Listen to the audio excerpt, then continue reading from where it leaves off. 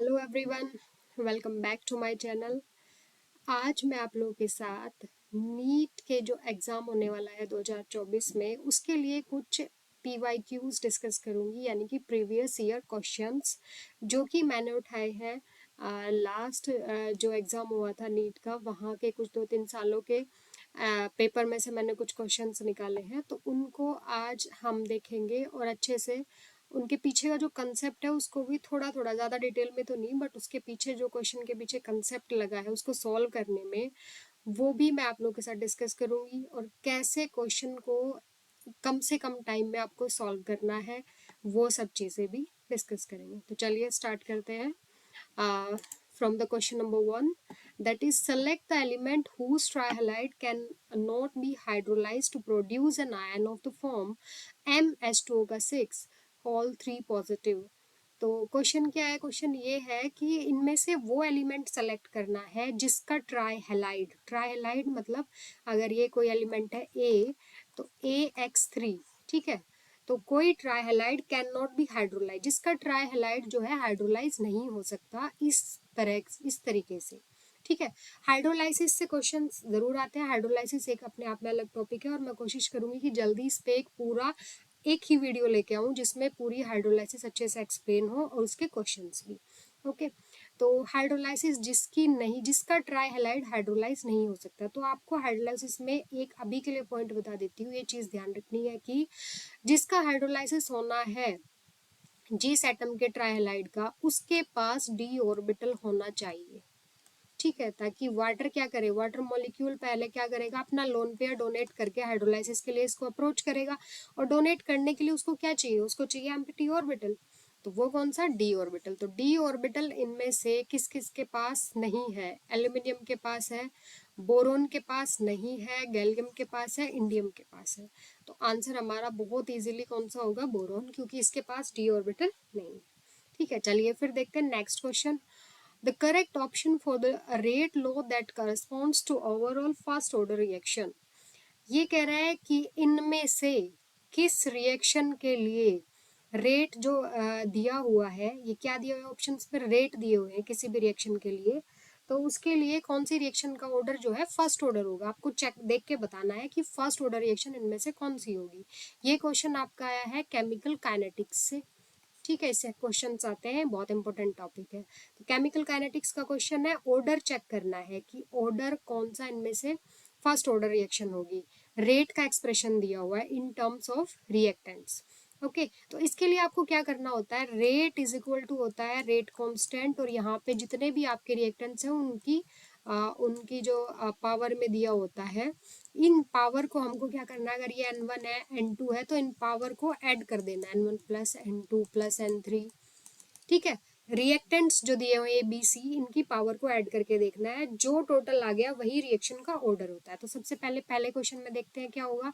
A की power 1/2, तो 1/2 plus 2 is equal to 5/2, यानी कि 2.5 ऑर्डर हुआ रिएक्शन का।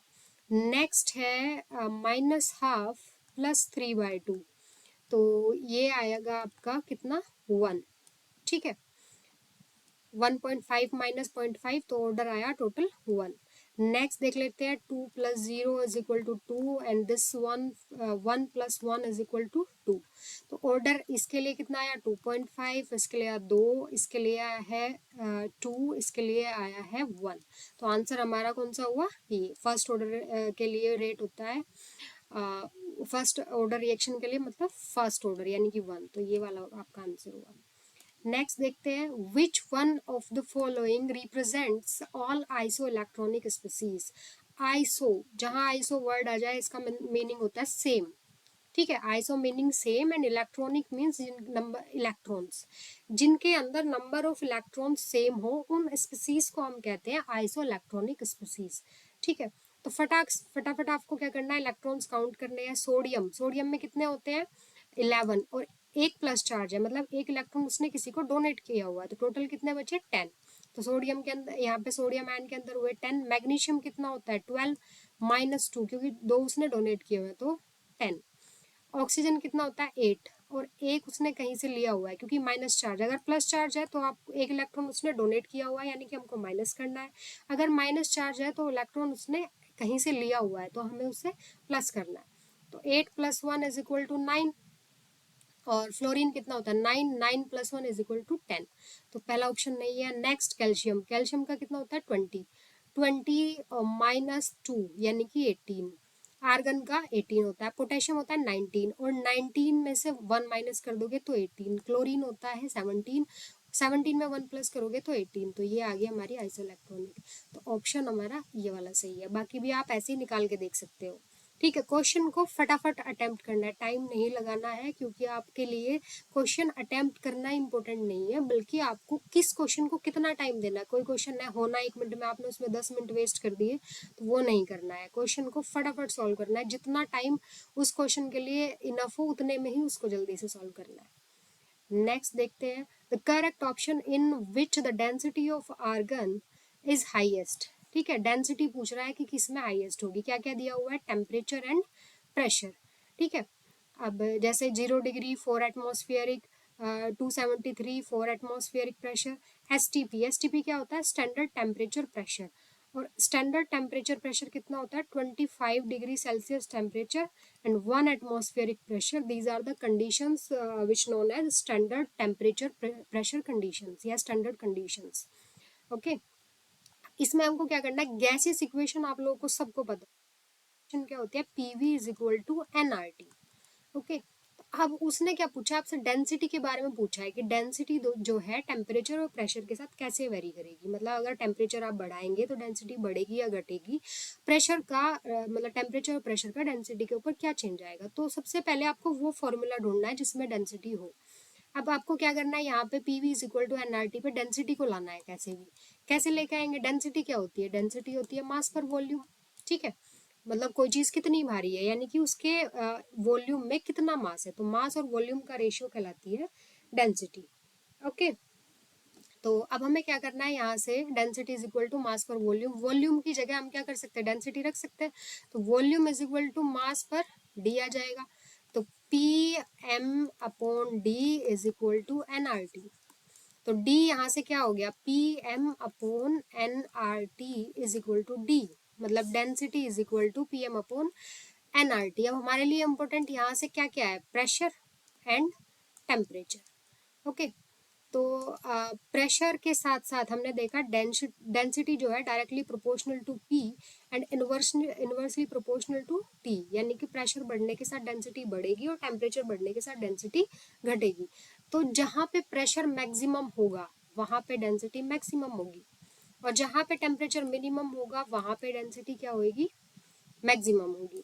तो हमें हाईएस्ट सबसे पहले प्रेशर देखना है, प्रेशर यहाँ पे कितना है 4 एटमॉस्फेरिक 4, यहाँ पे कितना 1, यहाँ पे है 2, तो ये दोनों ऑप्शन कैंसिल, ये दो ऑप्शन हमारे पास बचे। अब हम टेम्परेचर देख लेते हैं, इनमें से किस में मिनिमम है, 273 0 डिग्री, मतलब पहला आंसर होगा। बहुत ही सिंपल है, एलिमिनेशन मेथड यूज करना है, जो ऑप्शंस बिल्कुल नहीं हो सकते पहले उनको अलग कर दीजिए, उसके बाद आप बाकी के देखिए, स्टेप बाय स्टेप जाना है, कुछ नहीं करना है और टाइम कम से कम लगाना है। नेक्स्ट क्वेश्चन देखते हैं, next question is which of the following complex has low spin, इनमें से किसकी स्पिन लो, मतलब कौन सा कॉम्प्लेक्स जो होगा जिसकी स्पिन लो स्पिन कॉम्प्लेक्स होगा। दो तरीके के कॉम्प्लेक्सेस होते हैं, क्वेश्चन जो है ये कोऑर्डिनेशन से है, कोऑर्डिनेशन केमिस्ट्री, कोऑर्डिनेशन कॉम्प्लेक्सेस जो हम पढ़ते हैं, दो तरह के कॉम्प्लेक्सेस होते हैं, लो स्पिन एंड हाई स्पिन। अब आप इसमें क्या करोगे, पहले देखोगे मेटल की ऑक्सीडेशन स्टेट क्या है, कैसे, इतना कुछ देखने की जरूरत नहीं है इस क्वेश्चन के लिए, सीधे सीधे आपको क्या देखना है, एक आपको कोऑर्डिनेशन के अंदर एक सीरीज दी गई है जिसमें लिगेंड्स को इस ऑर्डर में लगाया गया है कि कौन से लो स्पिन कॉम्प्लेक्स बनाएंगे और कौन से हाई स्पिन कॉम्प्लेक्स बनाएंगे। इसका कंसेप्ट क्या होता है, हमने देखा है कि डी ऑर्बिटल जो है, ज़्यादा डिटेल में मैं अभी डिस्कस नहीं करूंगी, जब कोऑर्डिनेशन की कोई टॉपिक मैं वीडियो बनाऊंगी तब उसमें डिस्कस करूंगी, अभी बता देती हूँ। डी ऑर्बिटल जो आपके कितने होते हैं, 5 होते हैं, 1 2 3 4 5। ठीक है, तो ये जो होता है, जब तक ये मेटल का जो डी ऑर्बिटल होता है, जब तक उसने कॉम्प्लेक्स नहीं बनाया तब तक ये होता है डीजेनरेट। डीजेनरेट का मतलब होता है पांचों की एनर्जी एक जैसी होती है, बट जैसे ही लिगेंड अप्रोच करेगा मेटल को, किसके लिए, बॉन्डिंग करने के लिए, तो लिगेंड जिस एक्सिस से लिगेंड आ रहा है, क्योंकि डी ऑर्बिटल जो है लगभग सारी एक्सिस पे होते हैं, एक्स वाई जेड, जिधर से लिगेंड आ रहा है वो ऑर्बिटल क्या हो जाएगा, रिपेल हो जाएगा, किसकी वजह से, लिगेंड के इलेक्ट्रॉन की वजह से और मेटल के डी इलेक्ट्रॉन की वजह से। तो उसकी एनर्जी जो लिगेंड के डायरेक्ट टच में पड़ेगा उसकी एनर्जी बढ़ जाती है, बाकी की डिक्रीज हो जाती है। मतलब ये ऑर्बिटल अब 2 सेट में डिवाइड हो जाते हैं, T2G triply degenerate and EG doubly degenerate in case of octahedral complexes. ठीक है, तो ये जो गैप होता है हमारा, ये क्या कहलाता है, ये कहलाता है हमारा स्प्लिटिंग कहते हैं इसको। ठीक है, crystal field stabilization energy CFSE आपने पढ़ा होगा, यहीं से निकालते हैं। तो ये जो गैप होता है इसके ऊपर डिपेंड करता है लो स्पिन और हाई स्पिन होना। अगर ये गैप ज्यादा है तो सारे के सारे इलेक्ट्रॉन यहाँ पे भर जाएंगे, ऊपर नहीं जा पाएंगे, तो उस केस में कॉम्प्लेक्स आपका लो स्पिन हो जाएगा। अगर ये गैप कम है, अगर ये गैप आपका कम है तो इलेक्ट्रॉन ऊपर भी चले जाएंगे, तो कॉम्प्लेक्स होगा हाई स्पिन। अगर ये गैप ज्यादा है तो बनेगा कॉम्प्लेक्स लो स्पिन। वो डिपेंड करता है किसके ऊपर, लिगेंड के ऊपर। ये स्प्लिटिंग कम है या ज्यादा है, ये जो स्प्लिट हुए हैं, जितना ज्यादा स्ट्रोंगली रिपेल करेगा लिगेंड उतना ज्यादा स्प्लिटिंग बढ़ेगी। तो ये कुछ लिगेंड्स होते हैं आपके CN CO। ठीक है, तो उसको जो है एक आपको सीरीज मिलेगी जिसमें ऑर्डर में लगाया गया है कि सबसे पहले आपके आते हैं हैलाइड डोनर्स, उसके बाद आपके आते हैं ऑक्सीजन डोनर, फिर आते हैं नाइट्रोजन डोनर, फिर आते हैं कार्बन डोनर। ओके, CN और CO को तो आपको याद ही कर लेना, हमेशा जहां भी आ जाए ये हमेशा क्या करेंगे, ज्यादा स्प्लिटिंग करते हैं तो कॉम्प्लेक्स आपका लो स्पिन बनता है। तो इसमें CN लिगेंड है, इसमें भी CN है, इसमें ऑक्सीलेटो है, ये भी स्ट्रॉन्ग लिगेंड होता है। तो बेसिकली आपको लिगेंड से देखना है, लिगेंड का आइडिया होना चाहिए। ठीक है, और यहाँ पे है कोबाल्ट आयरन। ठीक है, तो सारे के सारे ही इसके अंदर लो स्पिन होंगे क्योंकि लिगेंड बहुत स्ट्रॉन्ग है, स्प्लिटिंग ज़्यादा करेगा। तो सारे ये स्प्लिटिंग ज़्यादा होगी, गैप ज़्यादा होएगा, तो सारे के सारे इलेक्ट्रॉन नीचे भर जाएंगे, नीचे वाले ऑर्बिटल्स में, तो कॉम्प्लेक्स हो जाएगा लो स्पिन। लो स्पिन हाई स्पिन मतलब जितने ज़्यादा नंबर ऑफ अनपेयर्ड इलेक्ट्रॉन होंगे उतना उसको हाई स्पिन कहते हैं, जिसमें नंबर ऑफ अनपेयर्ड इलेक्ट्रॉन कम होते हैं उसको कहते हैं लो स्पिन।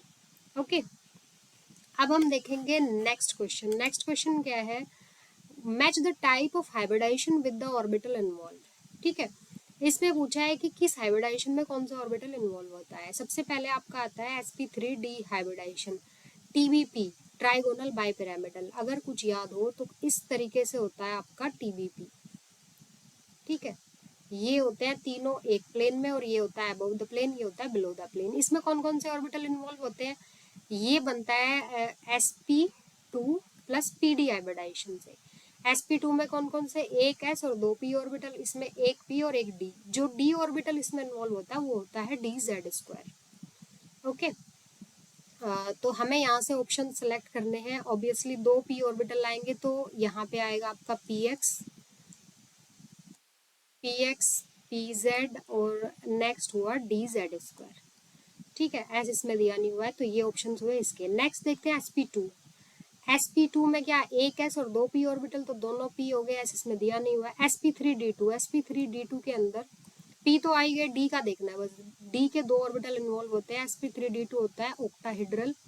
ऑक्टाहेड्रल में अगर ये x एक्सिस है और अब इसको y एक्सिस ले और इसको ले z एक्सिस, तो यहाँ पे भी होता है। ठीक है, ऑर्बिटल, और ये भी इन्वॉल्व होते हैं। तो ये ऑर्बिटल कौन से हैं जो एक्सिस के ऊपर होते हैं, ये होता है dx² माइनस y², ये वाले। और ये जो ऊपर है ये होता है आपका dz²। तो दोनों ऑर्बिटल इन्वॉल्व होंगे, ये भी और ये भी, और p वाले भी। ठीक है, तो ये हुआ इसका आंसर। नेक्स्ट देखते हैं, incorrect set of quantum numbers from the following is. इनमें से आपको इनकरेक्ट सेट देखना है क्वांटम नंबर्स का। क्वांटम नंबर्स क्या होते हैं, क्वांटम नंबर्स बेसिकली होते हैं किसी भी इलेक्ट्रॉन को एटम के अंदर आइडेंटिफाई करने के लिए जो पैरामीटर्स हमको चाहिए होते हैं, यानी कि इलेक्ट्रॉन का एड्रेस। क्योंकि ये एक एटम के अंदर तो बहुत सारे इलेक्ट्रॉन्स हैं, आप किस पर्टिकुलर एटम इलेक्ट्रॉन की बात कर रहे हो वो आपको पता चलेगा क्वांटम नंबर्स से।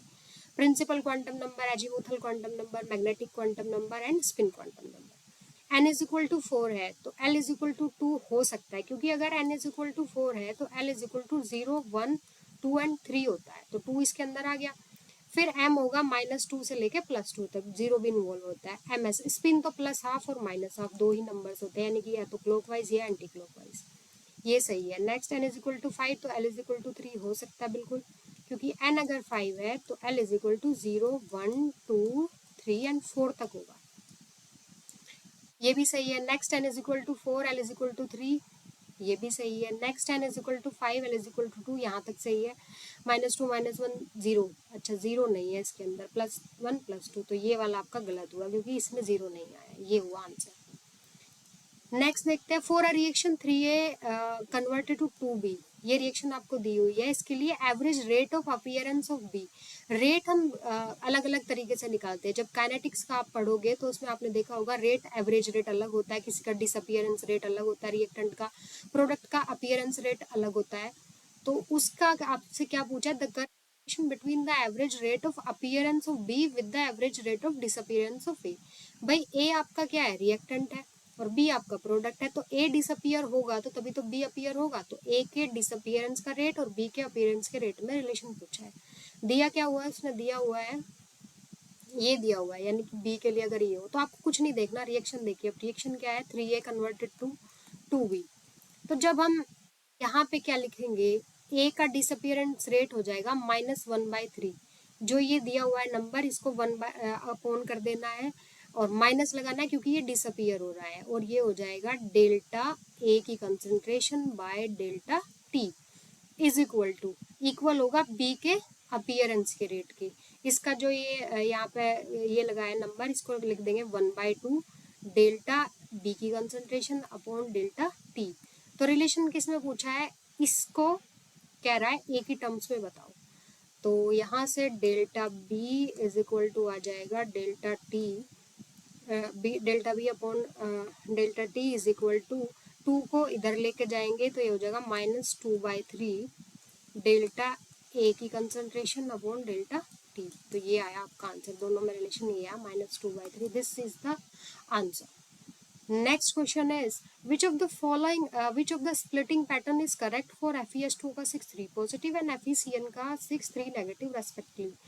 क्या स्प्लिटिंग पैटर्न है, दो कॉम्प्लेक्स दिए हुए हैं, दोनों आयरन के हैं, दोनों में आयरन किसमें है, +3 में है। डिफरेंस कहाँ है, डिफरेंस है किसमें, लिगेंड में। लिगेंड अलग अलग है, बाकी सब चीजें मेटल सेम है, ऑक्सीडेशन स्टेट सेम है, लिगेंड अलग अलग है। तो लिगेंड के बेसिस पे आपको देखना है। एक लिगेंड है H2O, एक है CN। H2O में ऑक्सीजन डोनर और CN में कार्बन डोनर। तो कार्बन डोनर ज्यादा स्प्लिटिंग करता है ऑक्सीजन के कंपैरिजन में, यानी कि CN ज्यादा स्ट्रॉन्ग लिगेंड है वाटर के कंपैरिजन में। इसके केस में स्प्लिटिंग ज्यादा होनी चाहिए डी ऑर्बिटल की, और इसके केस में स्प्लिटिंग होनी चाहिए कम। बस इसी से आपको पहचानना है। जो T2G और EG का बीच का गैप है, H2O के केस में कम होगा, CN के केस में ज्यादा होगा। अब अगर आप इसमें देख रहे हैं तो इसमें मुझे ऑलमोस्ट इक्वल, इसमें क्या हो रहा है कि ये वाला गैप आप अगर कंपेयर करेंगे इससे, तो ये गैप इससे ज्यादा है, ये वाला कम है, ये ज्यादा है। इसमें क्या है, दोनों ऑलमोस्ट इक्वल है। इसमें ये ज्यादा है, ये कम है, और इसमें तो इक्वल दिए ही हुए हैं। तो हमें इससे देखने से ही पता चल रहा है कि आंसर कौन सा हुआ, आपका आंसर हुआ ए। ओके, तो आपको इसी तरीके से क्वेश्चन प्रैक्टिस करने हैं, फटाफट करने हैं, कंसेप्ट अपने क्लियर करने हैं, और क्वेश्चन की प्रैक्टिस ज़्यादा से ज़्यादा करनी है, जितनी ज़्यादा हो सके। थैंक्स फॉर वॉचिंग, मिलते हैं नेक्स्ट वीडियो में।